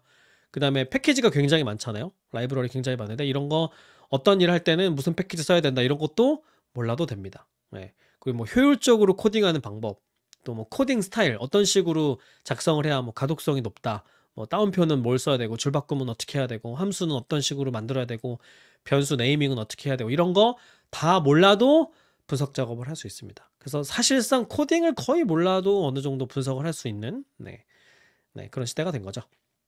그래서 이런 식으로 이제 도구가 달라지자 어떤 이제 또 분석가 입장에서 작업하는 형태가 어떻게 달라지냐면 일단은 코딩 피로도가 굉장히 줄어들었어요. 그러니까 이제 기초 문법만 알아도 내가 아주 상세히 몰라도 작업을 할 수 있고 그 다음에 코딩할 때 이제 문제가 에러가 굉장히 많이 생기잖아요. 그럼 그 에러 해결하느라 굉장히 많은 시간을 쓰게 되는데 챗GPT가 코드를 만들면 일단은 데이터 분석과 관련된 코드는 워낙 좀 개발에 비해서 일반적인 개발에 비해서 워낙 간단하기 때문에 에러가 거의 안 생기고요. 챗GPT가 짜준 코드에. 그리고 에러가 생겨도 그냥 에러 메시지를 챗GPT한테 주면 얘가 알아서 또 코드를 잘 수정을 해줍니다. 그래서 그 코드를 작성하느라 또 수정하느라 우리가 굉장히 많은 시간을 들이고 굉장히 많은 피로감을 갖게 됐었는데 이제 이런 게 사라진 거죠. 그러면서 이제 데이터 분석하는 작업 속도도 굉장히 빨라졌어요. 그러니까 사실 예전에는 뭐 이 분석 결과물을 놓고 해석하고 그 다음 아이디어를 만들고 이런 것도 시간이 쓰이지만 그냥 뭐 말도 안 되는 오타 찾느라 시간 엄청 쓰고 이럴 일 되게 많거든요. 그래서 안 보이던 오타가 잠자고 일어나서 내일 아침에 보이니까 오타가 보이고 뭐 이런 일들이 굉장히 많아요. 그러니까 이런데 시간을 많이 쓰게 됐었는데 이제 거기에 시간을 안 써도 되는 거죠. 그래서 분석에 걸리는 시간 자체가 굉장히 단축이 됐습니다. 그리고 또 새로운 분석 기법이 나오면 그걸 쓸 수 있는 패키지가 새로 등장할 수 있잖아요. 그러면 그 새로운 패키지를 또 그 패키지에는 함수를 사용하는 방법을 공부해야 되는데 이제 챗GPT를 쓰면 이제 그럴 필요가 없습니다. 왜냐면 그 함수 매뉴얼 같은 걸 챗GPT한테 주고 그거 토대로 코드 짜라고 하면 되거든요. 그러니까 어떤 새로운 패키지나 방법론이나 함수가 등장하더라도 그걸 학습하느라 이제 시간을 쓰지 않아도 되는 거죠. 이런 이유 때문에 데이터 분석 작업에 소요되는 시간 자체가 굉장히 많이 줄어들었습니다. 그래서 여기까지가 이제 3세대고 뭐 제가 생각하기에는 작년부터 일반화된 방식인 것 같아요. 그래서 지금은 한 땀 한 땀 코드를 입력하는 분석가들보다는 이렇게 일단은 기본은 챗GPT한테 시키고 일부씩 수정해 가면서 작업하는 것이 일반적인 형태가 되지 않았나 싶습니다. 기은님도 이런 식으로 작업하시죠? 어떻게 작업하세요? 네, 그렇게 작업을 하고 있고 사실 이제 뭐 커서 AI나 아니면은 코파일럿 요런 친구들도 조금씩 활용을 하고 있습니다. 제 주변 이제 개발자분들을 보면 이 친구들 굉장히 적극적으로 활용을 하고 있더라고요. 그래 가지고 요게 이제 이런 GPT 같은 그런 대화형 챗봇을 활용하는 걸 넘어서 이런 아이디나 아이디 플러그인으로 옮겨가는 게 조금 더 분석의 미래일 것 같다라는 생각이 들었습니다. 맞습니다. 네, 그래서 그 다음 세대가 조금 전에 기은님이 말씀하신, 저는 3.5세대 정도 되는 것 같은데, 그러니까 AI 기반의 데이터 분석 도구들이 이제 등장하기 시작하는 거죠. 물론 이제 커서는 데이터 분석용 도구는 아니고 일반적인 그 개발에 사용되는 그런 ID인데 데이터 분석 작업도 이런 도구로 이제 쓰기 시작하는 거죠. 일단은 그 이제 커서가 뭔지 소개를 좀 해드리면 아마 여기부터는 좀 청취자분들이 생소하실 수도 있을 것 같아요. 그 이제 개발자들이 제일 많이 사용하는 아이디 중에서 VS 코드라는 툴이 있어요. 그거를 그대로 이제 포크를 뜬다고 얘기를 하는데 그대로 복사해 와가지고 기능을 추가로 구현해서 만들어진 그런 도구예요. 그래서 VS 코드랑 거의 유사한 형태로 사용을 할 수 있어요. 거의 똑같은데 이제 뭐가 다르냐면은 요게 이제 AI가 내장이 되어 있는 거죠. 챗GPT나 클로드 같은 그런 이제 대화 창이 내장이 되어 있는 거예요. 그래서 여기 오른쪽에 보면 오른쪽 위에 이렇게 챗이라고 돼 있죠. 여기가 이제 대화 창이에요. 그래서 아까 제가 보여드렸던 화면에서는 왼쪽에 아이디가 있고 그러니까 제가 따로 띄운 거죠. 오른쪽에 챗GPT를 따로 띄우고 이렇게 웹브라우저에서 따로따로 작업을 하는 건데 요 이제 커서 안에 얘네 두 개가 같이 들어와 있는 구조다 이렇게 생각을 할 수 있습니다. 그래서 그 분석을 할 때 그냥 대화를 하면 돼요. 제가 잠깐 시연해서 보여드리면 예를 들면 제가 여기 지금 왼쪽에는 제가 폴더를 하나 만들어서 파이썬 코드를 입력할 수 있는 스크립트 파일 하나, 그 다음에 그 데이터 지금 분석해 보려고 mpg.csv라는 데이터 파일 하나 이렇게 넣어둔 거예요. 그럼 여기에 이제 그냥 그 대화창에서 요청을 하면 돼요. 예를 들면은 뭐 mpg.csv를 불러와서 뭐 변수 정보 출력 이렇게 해볼까요? 그럼 얘가 이렇게 코드를 만들어 주고 여기 어플라이 버튼을 그냥 이렇게 누르면 이렇게 스크립트에 이제 코드를 넣어주는 거죠. 그럼 전 여기서 또 accept만 누르면 됩니다. 이렇게. 그럼 이제 복붙도 안 해도 돼요. 그냥 어플라이하고 accept만 하면 됩니다. 그러고 나면 이제 코드를 실행하면 되겠죠. 실행하면은 결과물이 나오고 이런 식입니다. 조금 더 보여드리면 예를 들어서 뭐 여기에 자동차들의 연비를 나타낸 데이터예요. 여기 자동차 제조사 이름이 있고 그 다음에 고속도로 연비 뭐 이런 게 있는 겁니다. 그럼 여기에다가 이제 요청을 하면 되는 거죠. 예를 들어서 제조사별 뭐 HWI 평균 출력 이렇게 요청하면은 코드 만들어주고 그럼 여기서 저는 이제 어플라이를 누르면 요게 참 재밌는 기능인데 이 코드에서 수정할 부분에만 얘가 자동으로 반영을 해주는 거예요. 그러니까 우리가 챗GPT를 이용하면 내가 코드를 복사해서 코드 중에서 어디에다가 붙여 넣을 건지를 사용자가 결정을 해야 되잖아요. 그러면 어느 정도 코드를 알아야 쓸 수 있죠. 가져다가 붙여 넣을 때도 맞는 자리에 넣어야 되니까. 근데 얘는 전체 코드를 보고 있기 때문에 맞는 위치에다가 코드를 이렇게 수정하거나 추가를 해주는 겁니다. 그럼 저는 그냥 어플라이만 누르면 돼요. 그리고 또 실행을 해보면 이런 식으로 제조사별 고속도로 연비 평균이 나왔네요. 그리고 이제 얘가 지금 작성한 코드를 전부 다 기억하고 있으니까 그냥 이 상태에서 계속 추가적인 요청만 하면 돼요. 예를 들면은 뭐 HWI 평균 기준으로 내림차순 정렬을 하고 싶다. 평균 기준 내림차순 정렬하여 출력 이런 식으로 요청을 하면 이 부분에서 이 코드에서 이제 수정할 부분을 얘가 찾아가지고 수정을 해줍니다. 그럼 또 어플라이를 누르면 여기 해당하는 부분만 이렇게 초록색으로 바뀌었죠. 그럼 또 accept를 누르고 또 실행하면 결과물이 제가 원하는 형태로 바뀌는 거죠. 뭐 이런 식이에요. 그래서 뭐 제가 뭘 복붙하거나 뭐 코드에 어디를 수정해야 될지를 뭐 고민한다거나 이런 작업을 전혀 할 필요가 없습니다. 그래서 정말로 파이썬 코드를 전혀 모르는 사람도 분석을 할 수 있는 이제 그런 시대가 된 거죠. 그래서 이제 특징을 설명드리면 이제 이전까지는 이런 커서와 같은 툴이 등장하기 전까지는 뭐 클로드나 챗GPT 같은 대화창을 열어놓고 계속 복붙하면서 왔다 갔다 해야 되거든요. 근데 이제 그럴 필요가 없다. 그럴 필요가 없고 그 다음에 여기 언어 모델도 바꿀 수 있어요. 여기 보면은 대표적인 여러 가지 언어 모델들이 있고 새로 업데이트되면 여기 추가가 됩니다. 여기 보면은 501 같은 모델들도 들어와 있죠. 그래서 뭐 여러 챗봇 서비스들을 구독할 필요 없이 특히 이제 코딩에 특화된 모델들을 여기서 넣어주고 있거든요. 이런 것들을 활용할 수가 있습니다.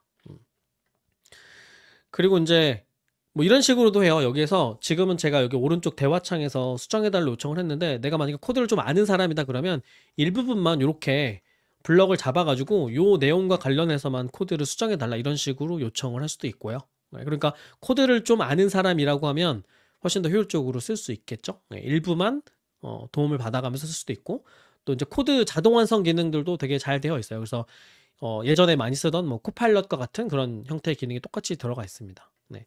그리고 좀 굉장히 좋은 게 그 외부 지식을 반영해서 쓸 수 있어요. 그러니까 무슨 말이냐면 제가 앞에 뭐 새로운 패키지나 함수가 등장하면 그 매뉴얼을 보면서 챗GPT한테 매뉴얼을 주고 요청을 해야 된다 이런 말씀 드렸잖아요. 여기에 URL을 입력할 수 있어요. 그래서 골뱅이를 붙이고 그냥 웹 주소를 복붙하면 그 웹 페이지에 있는 정보를 얘가 다 읽고 네, 요걸 토대로 해가지고 코드를 작성해줘. 그러면 그대로 작성을 해줍니다. 그래서 만약에 뭐 새로운 언어 모델이 나왔는데 그거를 API를 써야 된다. 그러면 API 문서를 다 뜯어보고 어떤 식으로 작성해야 되는지를 공부한 다음에 활용을 해야만 했었거든요. 근데 지금 그럴 필요 없이 API 설명서가 있는 URL을 주고 나서 요거 토대로 작성해줘 그러면은 구성에 맞게끔 잘 작성을 해줍니다. 네, 그래서 새로운 기능이 나와도 금방금방 매뉴얼들만 연결시켜가지고 쓸 수 있고요. 그 다음에 또 이제 코드 베이스라는 기능이 있어요. 그래서 제가 작업하고 있는 작업 폴더에 이런 스크립트가 코드가 들어있는 스크립트가 이거 말고도 여러 개가 있을 거 아니에요. 그럼 얘가 이거를 전부 다 보면서 코드를 작성하도록 할 수 있어요. 그래서 만약에 제가 다른 파일에 뭐 제가 만들어 놓은 함수가 있거나 뭐 만들어 놓은 변수가 있거나 할 수 있잖아요. 그러면 그런 것들을 전부 다 얘가 읽고 반영해서 코드를 만들어 줍니다. 네. 동시에 여러 가지의 파일을 다 활용할 수 있게 하는 거죠. 네. 그래서 이제 커서를 쓰고 나면은 이제 다른 아이디로 못 돌아가요. 다른 아이디로 돌아가면은 이걸 내가 일일이 해야 돼? 이런 이거 귀찮아 죽겠는데 이런 생각을 굉장히 많이 하게 되면서 결국에는 다시 커서로 돌아와서 일을 하게 되는 그런 특징이 있습니다. 그런 것 때문에 이제 작업 속도 차이가 비교가 안 되고요. 네. 그리고 코딩만 할 수 있는 게 아니라 일반적인 문서 작업도 할 수 있어요. 네. 그냥 텍스트 파일 같은 거 열어가지고 요청해 가면서 우리가 챗GPT나 클로드 쓰는 것처럼 문서 작업, 문서 편집 작업 이런 것들도 다 AI 도움을 받아가면서 할 수 있습니다. 커서는 아이디가 유료예요. 물론 이전에도 유료 구독형 도구들이 있었지만 얘도 유료이고요. 그래서 지금 월 $20를 내야지 되고 무료로도 쓸 수는 있어요. 무료로 체험을 하면은 2주간 쓸 수 있습니다. 네, 유료 기능을 똑같이 쓸 수 있는데 이제 속도가 좀 느리고 그 다음에 이제 이런 자동 완성 기능에 개수 제한이 있고 이런 차이가 있습니다. 네. 근데 이제 한번 쓰고 나면은 당연히 구독해야겠다는 생각을 안 할 수가 없어요. 네. 작업 속도가 워낙 빠르기 때문에 이거 하다가 다시 주피터 랩으로 돌아가면 이제 갑갑해가지고 커서를 다시 써야겠다는 생각을 자연스럽게 하게 됩니다. 그래서 이런 도구를 이제 쓰게 되는데 물론 이제 커서는 뭐 데이터 분석 도구라기보다는 이제 코딩 도구죠. 코딩 도구 일반적인 웹 개발에 사용이 되는 도구인데 분석가들이 코드를 활용하는 거니까 분석가들도 같이 쓰는 그런 도구인 거고요. 그리고 뭐 프로그래밍 언어가 바뀌고 뭐 그런 건 아니죠. 얘는 여전히 이제 파이썬 베이스로 동작을 하는 거고 물론 이제 다른 언어도 다 쓸 수 있습니다. 그냥 IDE이기 때문에. 네. 그래서 이제 그 IDE가 언어는 똑같지만 IDE가 주피터 랩 쓰다가 커서로 바뀐 거다. 이렇게 생각하시면 되겠고 여전히 이제 데이터 분석에 파이썬이 주류로 많이 쓰이고 있기 때문에 앞으로도 파이썬은 계속 사용이 되지 않을까 싶습니다. 자, 그러면은 화면 공유는 요 정도 하고요. 그 다음, 우선 요거 커서 관련해서 얘기 좀 해볼까요? 네, 두 분은 커서를 좀 써보신 적이 있는지? 아까 기회님은 쓰고 계시다는 얘기 했던 것 같고. 어떠신가요? 커서 좀 쓰고 계세요? 네. 근데 저는 아까 말씀해 주신 대로 이게 코딩 도구이다 보니까 웹 개발 쪽에서 쪼끔 더 많이 쓰는 것 같아요. 음. 커서. 네. 그 그리고 아까 여기서 네네네. 말씀하세요. 네. 그리고 아까 말씀해 주신 그 링크 넣어서 최신 그런 문서를 반영하는 그런 기능이 되게 저는 좋았던 게 사실 챗GPT를 나 이런 클로드를 사용했을 때 가장 크게 느꼈던 한계였기 때문에 그걸 아무리 URL을 주고 읽으라고 해도 잘 반영이 안 되는 느낌이 지울 수가 잘 없더라고요. 안 그래 되죠. 가지고. 예. 근데 그게 되게 잘 돼서 좋았습니다. 맞아요. 맞아요. 그리고 아니면은 내가 직접 복사해서 주면 되기는 하지만 그것도 되게 귀찮잖아요. 내가 문서 찾아 가지고 내가 필요한 부분 복사해서 주고 이렇게 해야 되는데 인제 그런 것도 안 해도 된다. 네. 그리고 인제 여기 커서에서 그 주피터 노트북도 쓸 수 있어요. 그래서 주피터 랩 쓰는 것처럼 노트북 만들어서 쓸 수 있는데 아직 좀 아쉬운 게 그냥 이 파이썬 스크립트를 만들어서 어플라이를 누르면 전체 코드에서 내가 수정해야 되는 부분을 찾아서 반영을 해주는데 주피터 노트북에서는 아직 그 기능이 구현이 안 되어 있더라고요. 그러니까 아마 조금 지나면 뭐 반영해주지 않을까 싶은데 아직은 그렇습니다. 그래서 노트북으로 지금도 보면 저도 파이썬 스크립트 띄워놓고 작업을 하고 있죠. 그래서 저도 뭐 특히 이제 API를 써야 될 때, LLM API를 써야 될 때, 그럴 때 많이 사용을 하고 있어요. 박 박사도 좀 써보셨나요? 뭐 저도 자주 쓰는 편이고 저는 지금 생각보다 그것뿐만 아니라 다 쓰고 있거든요, 거의. 그래서 뭐 챗GPT랑 클로드랑 그 익스텐션으로 쓰고 있는 거랑 커서랑 코파일럿이랑 다 해보고 있는 중인데 제가 지금 알려주신 것 중에 특이하게 느낀 점은 그 어플라이 할 때 일부 반영되는 부분을 굉장히 좋다고 느낀다라는 부분이었던 것 같아요. 왜냐면 어, 어, 걔야말로 AI가 아니고 그냥 기능이잖아요. AI 때문에 좋은 게 아니고 기능 때문에 좋은 거란 말이야. 근데 기능에서 놀라셔 갖고 참 신기하게 느끼는 것 같아요. 왜냐면 그 기능은 꽤 오랫동안 계속 원래 있던 기능이거든요. 그 AI에서 쓸 수 있도록 된 거지. 그래서 그러니까 이런 거죠. 챗GPT랑 클로드 쓸 때랑 비교했을 때 엄청 편해졌다는 네. 점을 얘기하는 거예요. 그러니까 챗GPT한테 코드 짜달라 그러면 얘가 쫘라락 나오면 그 중에 내가 고쳐야 되는 부분을 드래그해서 복사해가지고 내 코드 중에서 그걸 찾아가지고 넣어줘야 되는 거잖아요. 그럼 어려운 건 아니지만 되게 귀찮은 일인 거죠. 근데 얘는 지가 그걸 해주니까 굉장히 편하게 느껴지는 거고. 그다음에 이제 또 하나는 지금 이제 파이썬을 예로 들어서 그런데 제가 이제 뭐 HTML이나 자바스크립트 코딩을 해야 될 때가 있어요. 그럼 저는 정말 아무것도 모르거든요. 괄호 맞추는 것도 못해요. 태그 맞추는 것도 못하는데 그러면 챗GPT나 클로드가 코드 짜주면 얘를 어디에다가 넣어줘야 될지를 판단하기가 너무 어렵더라고요. 근데 커서를 쓰면 아무 생각 없이 아무 생각 없이 그냥 작업 요청만 해도 얘가 다 바꿔주기 때문에 속도가 엄청 빨라지는 거죠. 뭐 그런 점에서 이제 비교가 되는 거죠. 앞에 것에서는 우선 제가 한 해결책은 복붙할 수 있게 처음부터 다 짜줘 해갖고 전부 다 그냥 바꿔버리거든요. 네, 어디다 끼워 넣어야 될지 고민하지 않고 제가 전부 다 그러면은 짜고 토큰을 엄청 많이 쓸 텐데?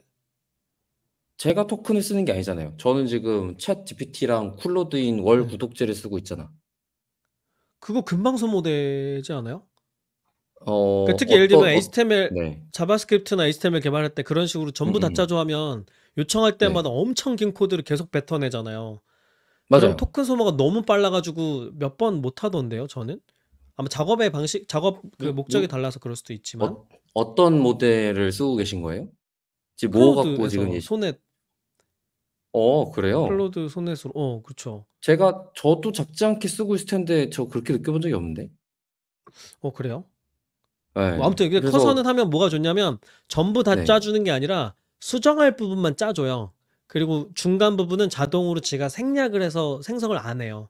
그러니까 토큰 소모도 매우 적게 하고 그리고 이제 코드가 나오는 속도도 훨씬 더 빠른 거죠. 전부 다 짤 필요가 없으니까.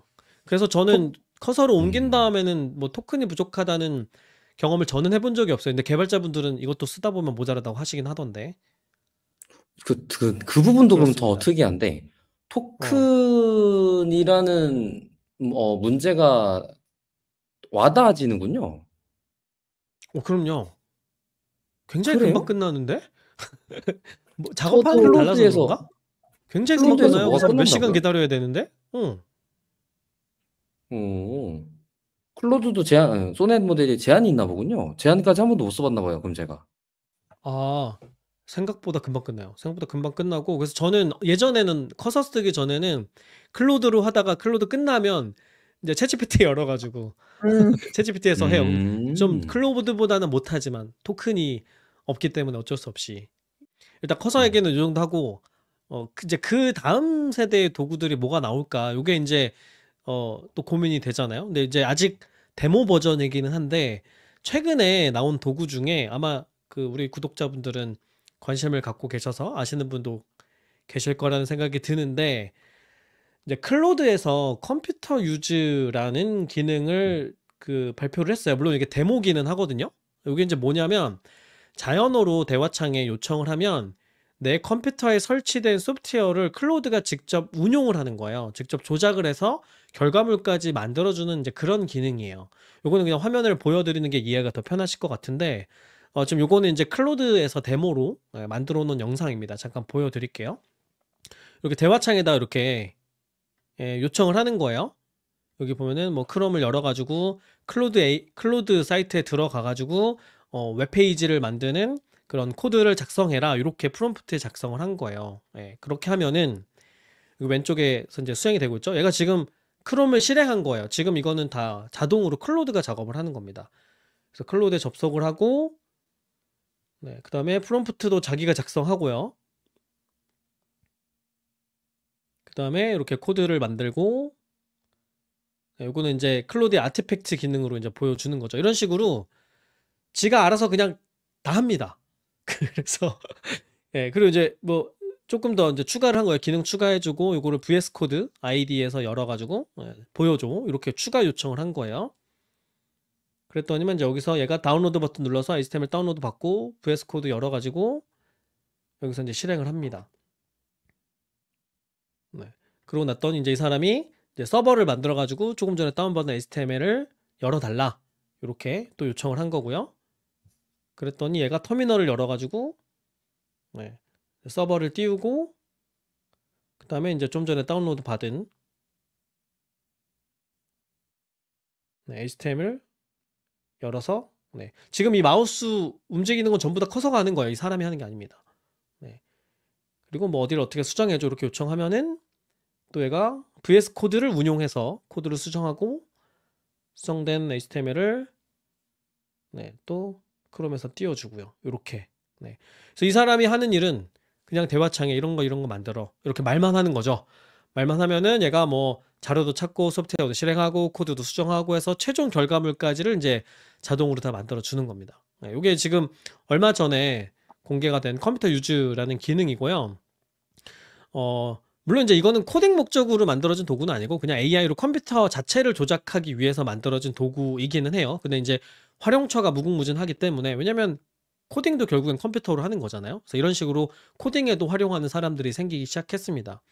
그래서 이제 예전에는 우리 디바이스에서 AI를 잘 활용하려면 이 디바이스의 특성에 맞는 별도의 AI가 개발이 되어야 된다, 이런 얘기들을 했었잖아요. 그래서 뭐 애플에서 애플 인텔리전스 같은 기능을 구현해서 오픈하기도 하고 이런 식으로 접근했었는데, 이제 지금 보여드린 것 같은 컴퓨터 유저와 같은 방식으로 쓰면 이제 다 필요 없는 거죠. 그럴 필요 없고 그냥 내 컴퓨터를 통째로 AI한테 넘겨주면, 그리고 나서 요청만 하면 내 작업하고 있는 공간을 그대로 운용하면서 결과물을 만들어줄 수 있게 되는 거죠. 그리고 또 데모로 나와 있는 거 보니까 우리 스마트폰 미러링 할 수 있잖아요. 모니터에 띄울 수 있잖아요. 이렇게 띄워놓고 스마트폰을 조작할 수도 있더라고요. 그래서 물론 한계점은 있어요. 얘가 일단 이 작업을 할 때 언어 모델이 이제 클로드 API를 이용해야 되는데 토큰을 엄청 많이 써요. 왜냐면 화면을 인식을 해야 되기 때문에 토큰을 엄청 많이 쓰고 속도도 굉장히 느리고 이런 한계가 있기는 합니다. 근데 이제 아직 얘가 그 정식 버전이 공개된 건 아니고 베타 버전이에요. 하지만 이제 우리가 방향성은 가늠할 수 있는 거죠. 아, 이런 식으로 가겠구나. 그럼 아까는 제가 커서 같은 아이디 띄워놓고 한 땀 한 땀 작업 요청하면서 이런 식으로 작업했는데, 이제 뭐 아이디를 사용하는 방법조차도 제가 몰라도 되는 그런 시기로 넘어갈 수도 있겠다, 이런 생각이 되는 거죠. 자, 이렇게 해서 화면 공유는 요 정도 하고요.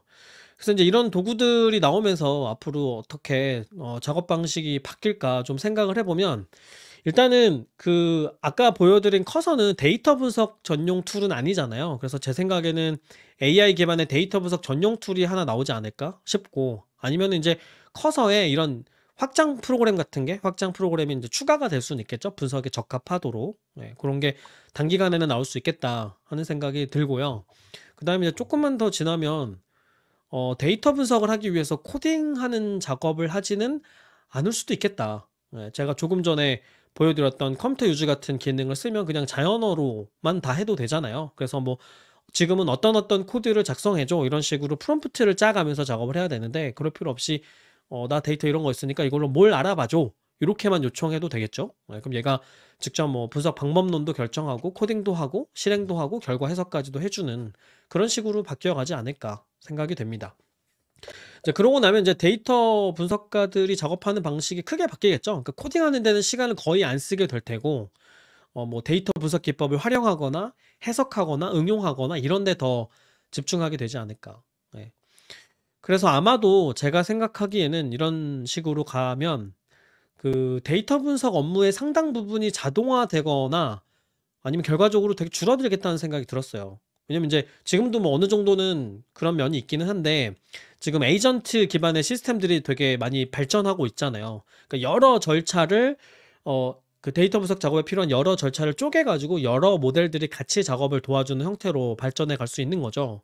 그럼 이제 이렇게 될 수 있겠죠? 예를 들어서 얘가 모델이 직접 우리 조직에 어떤 데이터가 있는지 스스로 파악을 하는 거죠.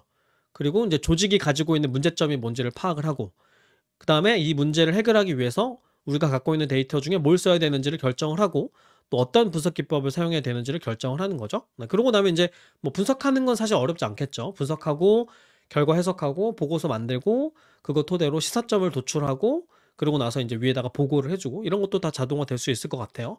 그러고 나면은 이제 뭐 스스로 분석 과정에 오류가 있는지를 찾고 한계가 있는지를 스스로 검토해서 재분석을 하고 이렇게 할 수도 있겠죠. 또 만약에 새로 데이터가 업데이트 됐다, 새로 수집이 됐다, 그럼 그때마다 이런 작업을 자동으로 해줄 수 있겠죠. 그리고 나서 예전 분석하고 새로 했던 분석의 결과물을 이제 비교해서 비교하는 리포트를 쓴다던가 이런 식으로 뭐 에이전트가 일반화되면 전반적인 작업이 다 자동화될 수도 있겠다 이런 생각이 드는 거죠. 그럼 이제 뭐 제가 생각하기에는 그러면 그때가 되면 사람이 해야 되는 작업은 구체적인 분석 작업을 하나하나 수행하는 게 아니라 AI가 분석해준 결과물을 놓고 뭔가 놓친 게 있을 수 있잖아요. 언어 모델이 놓친 문제가 있거나 아니면 얘가 생각해내지 못했던 어떤 분석 아이디어 같은 것들은 사람은 발견할 수도 있을 거 아니에요. 그럼 이제 그런 걸 찾아가지고 AI한테 이렇게 해보라고 좀 조언을 하거나 시키는 혹은 감독하는 이런 식의 일을 주로 하게 되지 않을까 이런 생각을 해봤습니다. 자, 이렇게 해서 제가 경험했던 데이터 분석 도구들 또 어떤 식으로 변해가고 있는지 또 제 작업 방식이 어떻게 변해가고 있는지 또 앞으로는 어떻게 될 걸로 예상이 되는지 이런 이야기를 나눠 봤습니다.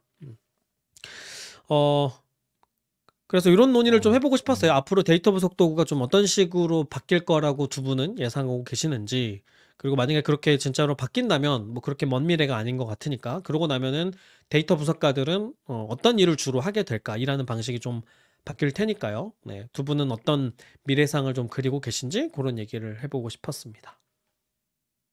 네. 우선 저부터 말씀드리면은 저도 비슷하게 '멀티 에이전트 코딩 방식으로 이제 진행이 되지 않을까.'라고 생각을 했어요. 김 팀장님이 잘 설명을 해 주신 것과 같이 뭔가 플래닝, 코딩, 뭐 디버깅 뭐 이렇게 단계가 있다고 하면 그거의 단계별로 뭔가 에이전트가 할당이 돼서 착착착 일을 진행하는 방식이 될 수도 있을 것 같고, 이제 코드를 짜는 애가 메인으로 있고 걔한테 이제 뭐 감독자나 아니면은 코드의 효율성만 보는 애가 있고 아니면은 뭔가 전체적으로 기획서에서 빠진 게 없는지 뭐 검토하는 애가 있어 가지고 걔네 셋이 이제 피드백을 주면은 코드를 또 다시 한번 뭐 수정하고 뭐 요런 식으로 될 수도 있겠죠. 그래서 실제로 이쪽에 논문이 굉장히 많이 나오고 있는 것으로 알고 맞아요. 있습니다. 근데 이제 맞아요. 제가 하나 좀 고민을 해 봐야 될 것 같은 지점은 이렇게 데이터 분석에 관련된 일이 효율적으로 이렇게 뭐 착착착 진행이 된다고 했을 때 그게 과연 정말 데이터 분석가의 업무 효율성을 높여주는 방향으로 항상 진행이 될 것인가에 대해서는 조금 고민이 필요하다는 생각이 듭니다. 왜냐하면은 예를 들어서 코딩을 하는 그런 작업에 있어서 우리가 어떤 작업은 굉장히 사고력을 많이 요하지만 또 어떤 작업 같은 경우는 일단 뇌에 힘 안 주고 이제 그냥 타닥타닥 이제 코딩할 수 있는 일들이 있잖아요. 근데 네. 그러한 일들이 좀 고르게 배치가 되어 있어야지 일이 그런 굉장히 면에서. 효율적으로 돌아가는데 이제 점점점 일을 뭔가 하는 방식이 AI를 어떻게 굴려야 할지를 계속 생각을 하다 보니까 계속 좀 사고의 밀도가 높은 일들을 반복하게 된다는 생각이 들더라고요. 그래서 AI 도구를 활용을 해서 데이터 네. 분석가가 일을 할 때 정말 그 사람의 일의 효율을 높여주는 방향성은 무엇일까에 대해서 쪼끔 더 고민과 연구가 필요하지 않을까라는 생각이 듭니다. 그러니까 오히려 쉬운 일은 AI가 하고 어렵고 빡센 일은 사람이 더 많이 하고 이런 식이 되는 게 아닌가 하는 얘기인 거죠. 네. 그렇기도 하고 네. AI를 어떻게 채찍질할 것인가에 대해서 아, 사고를 하는 게 저는 굉장히 그게 어렵다. 머리를 많이 쓰는 일이라고 생각을 맞아요, 해서. 맞아요. 그러니까 AI를 어떻게 잘 운용할 건가를 고민하게 될 거다는 얘기군요. 음. 맞아요? 아니에요? 그 얘기하시는 거죠? 네. 근데 그것보다도 제가 좀 그게 아닌가 보네요. 고민하는 네. 것은 데이터 네. 분석가가 일의 속도가 빨라지는 게 equal 과연 효율적인가는 아닐 것 같다는 거예요. 왜냐하면은 이 네. 일 자체를 하는 게 빨라졌지만 그에 대한 피로도도 엄청 증대하면서 결과적으로 아, 이것의 일의 효율성이 과연 증대했다라고 이제 판단을 아, 딱 내리기가 어려울 것 같아요. 그렇군요. 일단 효율성이란 무엇인가의 개념 정의부터 해야 되는 문제인 것 같긴 한데, 근데 말씀하신 그런 그 호소를 하는 분들을 제가 많이 봤어요. 제 페이스북 피드에서 개발자분들이 너무 작업 속도가 빨라지니까 너무 많은 일을 더 많이 하게 됐다는 거예요. 물론 작업 효율이 엄청 높아지고 그 결과물이 나오기까지 시간도 엄청 단축돼서 좋은 면은 있는데, 생산성은 올라간 거죠. 근데 너무 집중하는 시간이 많아지다 보니 너무 전보다 더 피로도를 많이 경험한다. 이런 얘기들을 하는 분들이 종종 보이더라고요. 근데 저는 그게 무슨 얘기인지 알 것 같아요. 왜냐면 예전에는 아까 기현님 말씀하신 것처럼 그냥 단순한 코드를 입력하는 시간도 있고, 그다음에 결과물을 내가 꼼꼼히 살펴보는 시간도 있고, 요 정도 속도로 뇌를 써 왔는데, 지금은 요청하자마자 결과물이 탁 나와버리니까 바로 또 머리 써야 되잖아요. 그러고 나면 또 추가 분석 바로 요청해야 되고, 이렇게 되니까 에너지를 전보다 훨씬 더 많이 집중해서 써야 된다는 느낌을 받는 거는 같네요. 그럼 그게 효율이 높은 거냐? 그게 효율이 높은 거냐? 그러게요. 음. 그래서 사실은 저는 일부러 그런 생각을 해요. 이게 AI 덕분에 우리가 삶이 윤택해져야 되잖아요. 그러면은 노동 시간을 줄여야 된다. 노동 시간을 줄이고 그 결과물은 비슷하거나 조금 더 나은 정도만 만들어내야 되는 거죠. 그래야 내가 AI로 뭔가 득을 본다는 생각이 들더라고요. 근데 그게 아니라 풀타임으로 똑같이 일하면서 그냥 AI 도구만 탑재되면 훨씬 더 그냥 맞아요. 작업량만 많아지는 거고 네. 일만 더 많이 하는 거고, 그러면 나한테 좋을 게 뭐가 있지? 라는 생각도 들더라고요. 그래서 일부러 효율적인 도구가 나왔으니까 우리 일은 좀 덜 합시다.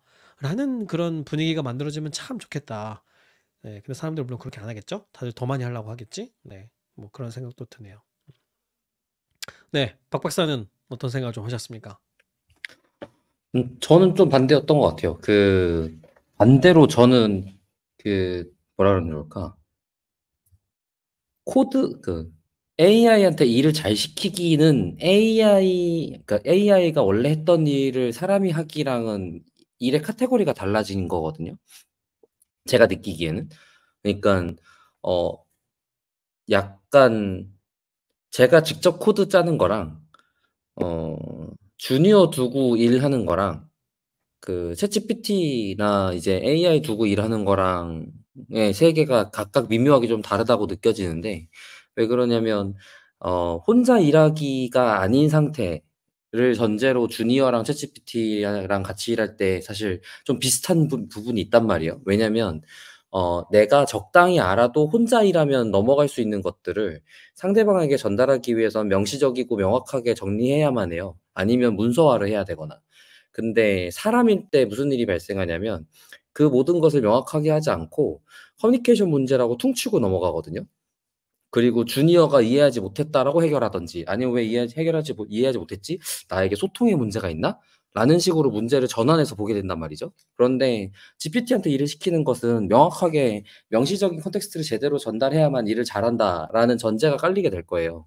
그런데 내가 적당히 잘 몰라도 얘가 알아서 해줘 같은 건 제대로 못 하는데, 그걸 해야 하니까 안 하던 일 하는 거에 가깝단 말이죠, 제가 느끼기에는. 그래서 다른 사람들이 그거를 힘들어하게 느끼는 포인트가, 제 감각에는 일을 더 많이 해야 돼서라기보다는 그동안은 안 하던 걸 해서처럼 느껴지는 거는 같습니다. 그래 갖고 그런 부분에 있어서는 좀 더 그런 거가 익숙해져 가는 과정이 될 것 같고, 지금이야 뭐 한 지 얼마나 됐다고. 그런 데 있어서 생기는 이제 과도기나 감상적인 측면이 강하겠죠. 특히 AI 에이전트나 이런 것들이 지금 즉각적인 응답을 주는 것에 사람들이 지금 많이 보고 있는 중인데, 최근에 제가 재밌게 봤던 비즈니스 모델 중에 하나가 리서치 요청을 AI한테 하면, 그 어떤 서비스예요. 걔한테 하면 며칠 내로 응답을 줘요. 근데 종합 결과물 같은 걸 서치해서 뭐 하고 어쩌고 이런 걸 다 돌려갖고 종합 젠스파크 보고서 얘기하는 같은 거구나. 걸 예, 만들어 주더라고요. 근데 저에겐 되게 좋은 사례 중에 하나였어요. 왜냐면 사람한테 맡겨도 뭐 2주일, 한 달씩 걸릴 일일 텐데, 그게 며칠 만에 돌아오는데 훨씬 저렴하게, 혹은 비슷하게 돌아올 텐데 훨씬 저렴하게 같은 느낌일 거라서, 그런 데 있어서 되게 효과적인 거라고 생각을 했었거든요. 그래서 지금 즉각적인 AI 반응에 의한 일을 하는 것에 대한 약간 피로감이라고 하는 건 굉장히 짧은 과도기적인 그냥 도구적 성향적 차이에 의한 뭐 이런 감각일 가능성이 높아 보여서, 아마 곧, 그리고 반대로 피곤하다고 느끼는 사람들이 피로하다고 하는 것이지, 그것이 익숙한 사람들 입장에서는 좋은데? 그리고 더 열심히 쓰고 있는 상태일 것 같다, 그런 것들은 좀 안 보이지 잘 쓰고 있다는 사실이 잘 안 드러나고 있는 게 아닌가 같은 생각도 좀 드는 것 같습니다. 제 입장에서는 지금 아까 보여주셨던 컴퓨터 유즈 같은 경우는 베타이기도 하면서 그게 API예요. 저희한테 무슨 프로그램 설치하라고 하고 쓸 수 있게 만들어준 게 아니고, 그냥 API여 갖고 그쪽에다가 이미지 전달하고 명령 받고 명령에 따라 수행하고를 짜야 되는 구조로 지금 공개돼 있는 거거든요. 그래서 그런 부분이 설치 번저도 나와 있어요. 그래요? 제가 볼 때만 해도 그건 아니었던 것 같은데, 그 사이에 바뀌었는지 제가 잘 그럴 수도 있겠네요. 못 찾았던지. 예. 근데 그런 데 있어서 결국에는 저도 옛날에 맨날 많이 했던 이제 코드 갖다가는 이 데스크탑 자동화에 해당되는 무언가일 텐데, 그러면 데스크탑 자동화 리소스를 따로 빼두고 거기다가 시키는 것 같은 걸 해야 되고 뭐 등등의 이슈로 넘어간단 말이에요. 그래서 과연 어떻게 될까?가 좀 재밌게 보여지는 또 새로운 도구인 것 같긴 합니다. 뭐 다들 당연하게 예상했던 미래 중 하나였는데, 이제 클로드가 맞아요. 오픈AI랑 같이 이제 아젠다 전쟁을 하는 데 있어서 뭔가 이제 이런 이슈잉 하기 위해서 빨리 패를 꺼냈다처럼 보이긴 합니다. 맞아요. 특히나 최근에 그거 가지고 뭐 했죠? 뭐 했더라? 무슨 과제 내는데 뭐 되게 뭐지? 대학교 무슨 큰 학과에 과제 내는데 그걸로 만점을 받게 과제를 수행했다, 뭐 이런 데모 같은 것도 있더라고요. 그래 갖고 그치, 그러면 오히려 진짜 사람들한테 어떤 게 중요한 것인가 같은 고민을 어떻게 해야 되지 같은 생각을 더 많이 하게 되는 것 같아요. 지금 이게 얼마나의 자원을 활용해서 지금 이 일을 수행하는가라고 했을 때, 사람은 지금 AI가 지금 엄청나게 자원을 많이 쓰는 것처럼 얘기하지만 결국 사람이랑 비교하면 아직도 한참 멀었을 거거든요. 그래서 그 둘에 대해서 고민이 좀 많이 되는 것 같습니다. 네. 아마 뭐 이제 베타고 아직 정식 버전도 아니니까 그 오픈하면서 그렇게 얘기하기는 하더라고요. 지금 한계가 되게 많은데 일부러 개발자분들이 쓰면서 한계를 찾아주고 해결 방안을 같이 모색했으면 좋겠는 그런 뜻으로 베타 공개하는 거다. 뭐 맞는 전략인 것 같아요. 네, 그게 궁극적으로 훌륭한 전략이라는 샌드박스니 뭐니 생각이 보안 들어요. 문제도 있을 거고, 당연한 맞아요. 보안 문제라든지 이제 윤리적 문제 등등을 다 포함해서 생기는 것들을 다 뭐 오픈하여 사람들한테랑 같이 찾아 나간다라는 전략을 네. 취한 거라서. 네. 그리고 저는 뭔가 애플 힘 빼기 전략인 것 같다는 생각도 들었고, 애플 인텔리전스 출시하기 곧 직전에 얼마 안 남겨놓고 오픈을 하더라고요. 그게 애플 인텔리전스가 나오면 이런 걸 할 수 있겠구나라고 사람들이 기다리고 있었는데 클로드가 먼저 나와버리는, 뭐 그런 전략이었던 것 같기도 하고, 아무튼 재밌는 방향인 것 같습니다. 자, 그럼 이렇게 이제 그 도구들 이야기 해봤고요. 사실 이거 말고도 요즘에 나오는 도구들이 엄청 많아요. AI가 묻은, AI가 탑재된 뭐 이런 도구들이 엄청 많은데, 그 중에 좀 대표적으로 좀 개발자들이 일반적으로 쓰게 된 그런 도구를 설명드려 본 거고요. 특히 이제 커서는 지금은 굉장히 사용자가 많아졌어요. 그래서 지금 그 코드를 조금이라도 써보신 분들은, 뭐 주피터 노트북 정도 써보신 분들은 어렵지 않게 쓸 수 있습니다. 그래서 무료로도 2주간은 기능들을 다 쓸 수 있으니까요. 한번 다운받아서 써보시기를 권해드리고, 그 다음에 유튜브에 커서로 검색하시면 벌써 사용 방법을 설명해주는 콘텐츠도 또 사용 사례들도 엄청 많아졌어요. 그래서 저도 일반적으로 사용하고 있고, 아마 뭐 당분간은 어떤 굉장히 훌륭한 도구가 튀어나오기 전까지는 커서를 일반적으로 쓰는 그런 시기가 아닐까 싶기는 하거든요. 네, 그래서 한동안 써보시길 권하고 이거 말고 또 재밌는 도구가 나오면은 네, 또 방송에서 소개하도록 그렇게 하겠습니다. 자, 그러면은 네, 이 정도 얘기하고 마무리를 하도록 하죠. 기현님이 마무리해 주시겠어요? 네. 네, 그러면 데이터홀릭은 더 재밌는 컨텐츠를 가지고 다음 방송으로 다시 인사드리겠습니다. 감사합니다. 감사합니다.